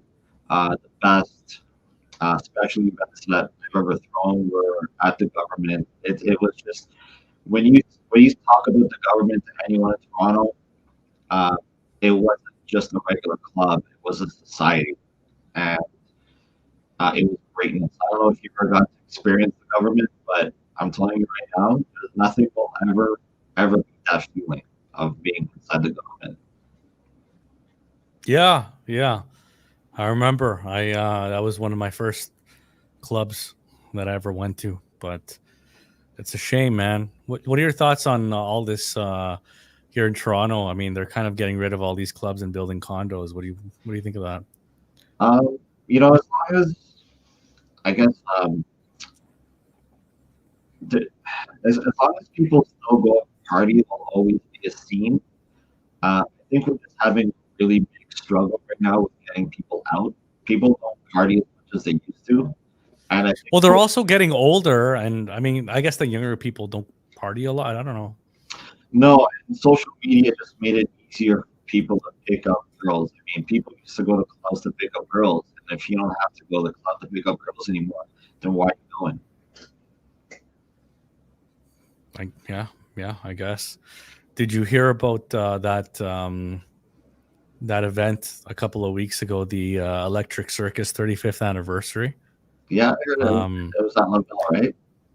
yeah, we were talking about it, but I'm kind of jealous that I didn't go. I'm. It's just it looked really good, man. Actually, it's funny because you initially had that idea to do a party like that. And that was initially a Euro Nation idea. Yeah, but they definitely executed it pretty good from what I can see. Yeah, The thing is they actually had a lot of the old like much music and city TV people there, so that's something that it's not easy to get unless you have connections, right? yeah. They even had Um, like Nick Ferrucci. They had DJ Tricky. They had like a lot of the original DJs that were playing there. That was really cool.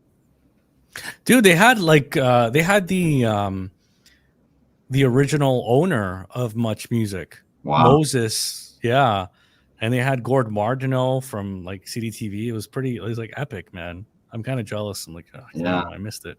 and I know you I, base a I lot missed of your streams on Electric Circus theme as well.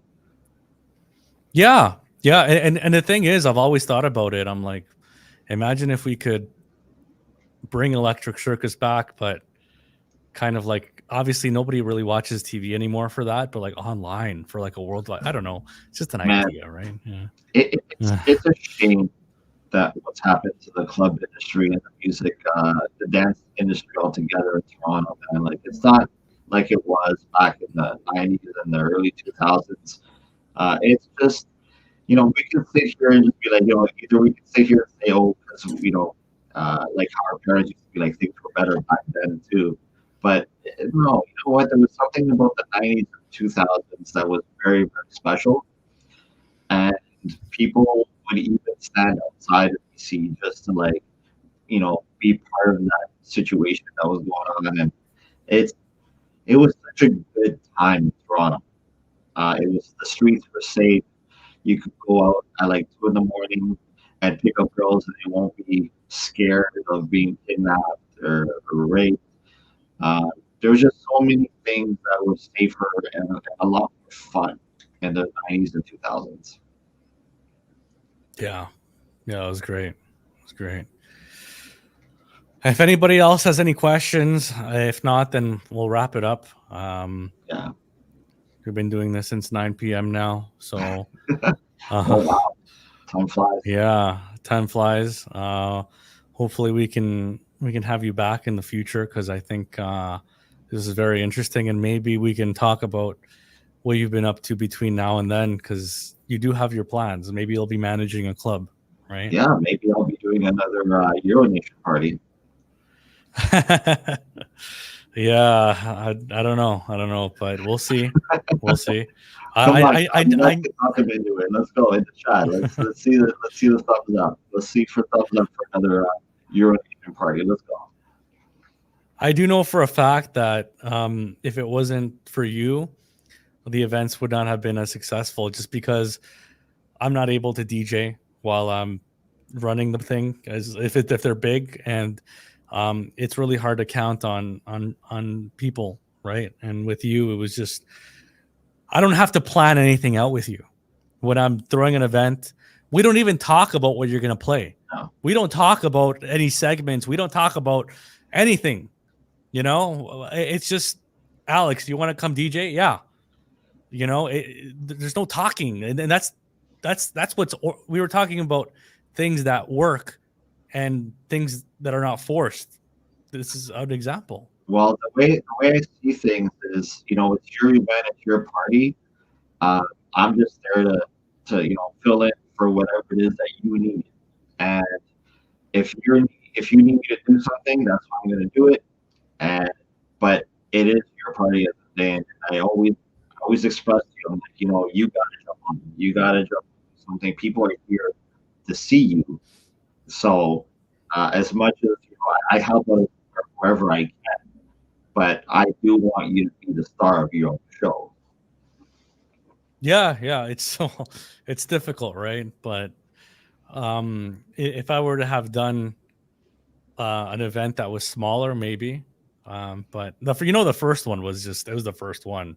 I couldn't just. Yeah. I was busy, right? And then after we had artists. For you, always see the big ears. Yeah. Which of the three? I've asked this to like a few people in the chat. We've had a poll, but since you were at all three of them and starring at all three of them that we did, which one was your favorite? Or which one did you resonate with most? Oh man, they were all really great. I would say the Elmo combo was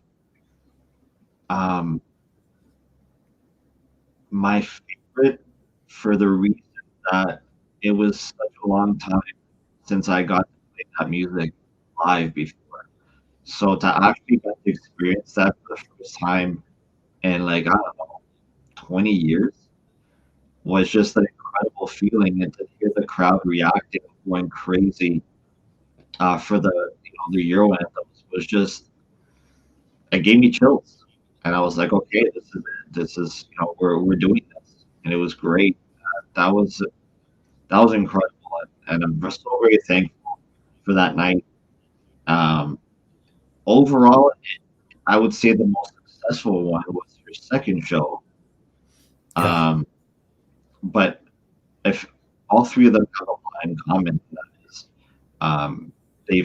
they all were very, what's the word I'm looking for? Like, you created a scene that Toronto was missing. Yeah. It's yeah. it shows in the numbers, right? When people fly in or travel just for an event. Because anyone can put a show together with, like, Danny D, 3, whatever, but you kept going outside of that, and you're like, okay, I'm going to create a theme like we're actually in the 90s, early 2000s, and you actually do it to a T. Yeah, definitely. But it wouldn't have been the same without you, man. So I appreciate everything. That, man, but I can only take so much credit for music. When it came to creativity of the night and how it goes and putting everything together, I don't know how you do it. I can imagine you pull your hair out at some point, which I'm not saying that you're going bald or anything, but like I can only imagine how stressful it must be for you. Oh yeah, it's terrible. But speaking of terribleness and pulling your hair out, what is your biggest pet peeve as a DJ? Whether it be with management or crowds. I would say the thing that I hate the most um, are requests. Really? Yeah, I Requests? mean, like, especially when you're having a great night and everything is going according to plan and the party just it's really great, and then someone has to come in and make the most ridiculous requests, and you're just like, you know what? Bad Bunny. Yeah, you know what I mean? It kills. It really kills your vibe as a DJ because if you're doing a great job and the party's happening, the last thing you need is someone to be like, "Hey, if you play this, people are gonna go crazy." It's like, do you not see what I'm doing here? Like the crowd is already going crazy. You at some point you have to hire your DJ and have the trust that he knows what he's doing. If the club doesn't hire you, it's probably because you're doing something wrong and you need the Yeah. request. And the thing is that one thing about you that I really admire, and it's we talked about this before, the fact that you really know how to read a crowd. Like I have that issue. I don't DJ in person that often, but I have Yeah. that issue that I don't know when to play things. And I get, whenever I see the crowd thinning out, I try to put the energy. Like you have a feel on the crowd, and you know when to play stuff, and even then, like you don't panic or anything. Like there's something, you have a pulse on it. Well, here's the thing, right? When you've been doing this as long as I have, you build that experience, and you almost build that subconscious level where you can read the crowd. You can kind of look at someone and be like, "I think I know what that person wants to hear." Uh, and another thing is, I've been there where I've lost a crowd and tried to bring them back immediately, and that just makes things so much worse. You can't do that. You almost have to gradually bring people back in because if they notice you get sloppy. Sometimes when you feel like you screwed up and you lost your dance floor, you're like, oh my god, you panic. You're like, oh, I got to back now. But if you try to play like the biggest hit all of a sudden, everyone's like, what's going on here? What's scheduling? And it's definitely something that I learned from screwing up like a lot of times in the past. So you learn that you just have to gradually bring people back, and you can't just bring them back right away because right away is sloppy. That's the thing, right? And that's a lot of mistakes that are made, because the people That's a big panic. mistake. But That's a very common mistake is trying to bring people back right away. yeah, definitely, definitely. Wow. Anyway, guys, it's 11:30 p.m. Eastern now. We're gonna end things off here unless somebody has another question. But it's been a pleasure having you here, Alex. I mean, I hope we can have you back. And yeah, it was fantastic, and Pleasure of obviously mine.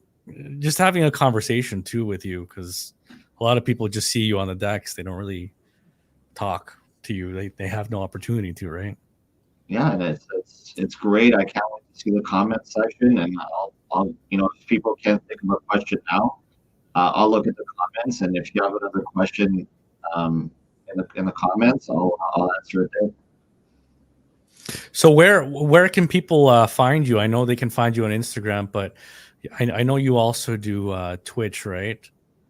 Yeah, so they can find me on the Delirious Alex K username on Twitch. Um, and I'm also on Facebook as well. And I'm also on TikTok, barely, but I am on TikTok. Right. Yeah. And you on Twitch, you do shows. What is it, on Mondays and Tuesdays or what? Tuesdays and a sporadic show here and there. Sometimes I'll do something on a Monday. Sometimes I'll do something on a Wednesday. Like, it depends, right? Like, whenever I feel like getting on, I'll just get on and throw a set. So it's better to have the notifications on, and when I just randomly decide I want to throw a set, you'll catch it. I think the best thing is to just follow Alex K on Instagram. That's it. Because That's that's where you'll find everything regarding him. But thank you very much. I appreciate your time, and hopefully we can do this again. And I mean, hopefully you enjoyed it. I did. Thank you ever for tuning in. I appreciate all of you guys and your comments and your questions. And yeah, I can't wait to do this again in the future. Yeah, we're gonna keep doing this. I think it's been too long since the last time. Gotta have content. So we're gonna have, hopefully, Samus. We're gonna have MC Tom, who's just gonna be beeping because he's a robot. I'm just joking. All right. And then I'm looking forward to all of those. I'm looking forward to all of them. All right, let's do it. All right, Alex, thanks so much. And hopefully you guys can wait, is there gonna be a raid here? How many people do we have tuned in? Why don't you raid to somebody, Tom? Because over here on Twitch, raid over to let me just see. Right over to DJ Jaybird. I haven't done that in a while. DJ Jaybird. And do it now, because we're gonna end this now. Let's see. There we go. There goes rating. All right, thanks so much, Alex. We'll talk to you after. Thank you so much, and Have a good night, guys. Take care of yourselves, guys. Ciao.